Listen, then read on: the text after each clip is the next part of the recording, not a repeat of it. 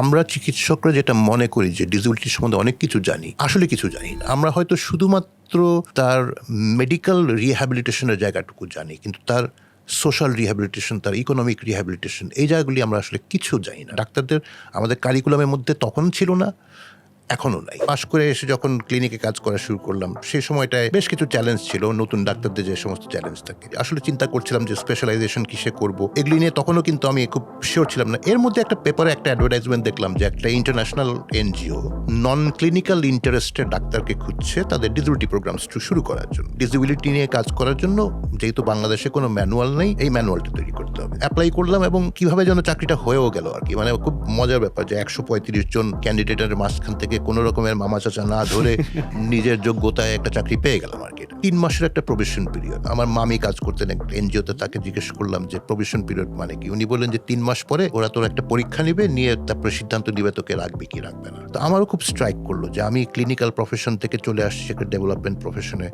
আমারও আসলে সিদ্ধান্ত নেওয়া উচিত যে আমি থাকবো কি থাকবো না 3 মাস পরে। তো এই 3টা মাস প্রচন্ডভাবে তখন পড়াশোনা করার চেষ্টা করলাম যে ডিসেবিলিটি নিয়ে, এবং প্রতিবন্ধী মানুষের সাথে মেশা শুরু করলাম। সে সময়কার ডিসেবিলিটি রাইটস অ্যাক্টিভিস্ট যারা ছিলেন, এখনও যাদেরকে আমরা খুব শ্রদ্ধা করি, যে মনসুর ভাই, আলম ভাই, সাদ্দাদুলাল ভাই, শহীদুল আলম ভাই, এনাদের মধ্যে নাকি সেই সময় একটা বাজি ধরা হয়েছিল যে একজন ডাক্তার আসছে ডিসেবিলিটি ফিল্ডে কতদিন থাকবে।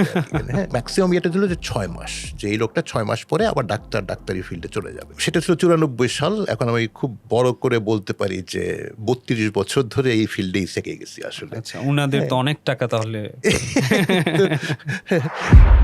এটা হলো শুরুর জার্নি।